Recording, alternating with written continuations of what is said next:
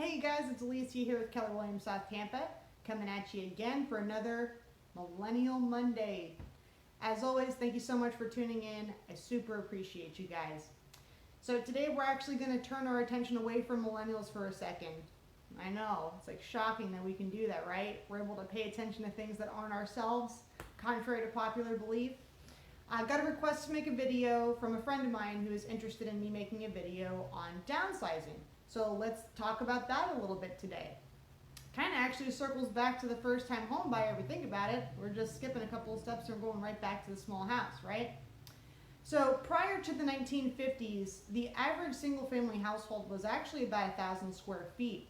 And the families were larger back then. So I think it's safe to say that we have really become accustomed to living large and perhaps unnecessarily. And we might be trying to get back to our roots here a little more humble because 60% of Americans that were surveyed of homes, people that live in homes that are 2,000 square feet or larger, would actually prefer to live in a smaller home. So we're going to talk about downsizing and what to think about when you are downsizing. And the big thing that you want to ask yourself first and foremost, really when you make any decision in your life, is why are you doing this? Are you downsizing because you have an empty nest? You don't have your kids at the house anymore. Maybe you don't even want them to come back, so you want to take away that option altogether. Do you want to travel? Are you looking to have a smaller home just to kind of keep your things while you're traveling a bunch? Take that extra money that you were spending on a mortgage and use it towards plane tickets? Are you looking to just minimize your impact on the world, your footprint, just go smaller, live more minimally? Whatever your motivation is, it's totally yours. And you really want to figure out where your priorities lie, because when you downsize, you're going to be making sacrifices. For example, if you're going from a house that's 2,000 square feet to a house that's 1,000 square feet, you have literally half the space. That's half the space for your furniture, half the space for your things. And as someone who lives in a very small house, I can tell you that you run out of space quickly. So you just want to figure out what's most important to you and be honest with yourself about that, because again, anytime you buy a home, that's a pretty massive commitment, right? And once you've made the commitment to yourself, or once you've made this decision that you are going to be downsizing, start decluttering sooner rather than later.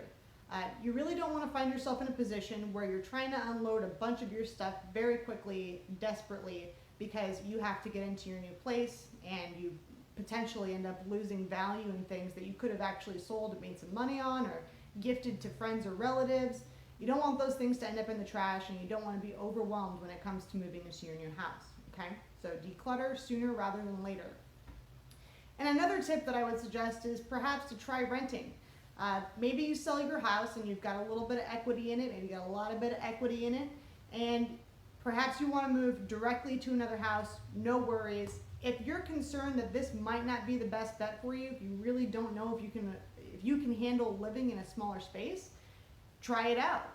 Maybe get a short-term rental, maybe get a year-long rental, whatever it is that works for you. See if you can comfortably live with fewer things before you make the commitment to sign a 15, 30-year mortgage on a new home, okay? The other thing is that when you're downsizing, more often than not, a lot of people are going to be looking into condos and townhomes. Condos and townhomes are going to have homeowners associations fees, and those will cover different things depending on the community. Some people may feel that it's worth it to not have to worry about certain aspects of maintaining their home. So you might find that the HOA is worth every penny, but again, keep in mind that HOA is not going anywhere. That is a fixed expense for every single month. So even if you pay down the mortgage to zero, it's still something that you have to take care of monthly. But what else do we got? Is there anything else that you want to talk about with downsizing? Is there anything else you want to talk about in general? Let me know, guys. That's what I'm here for. All right, so that's really it. I hope that you have a great week. I hope that you're surviving the changes in the weather and the holidays really well, and that you have a very happy and productive week ahead of you. Thank you so much.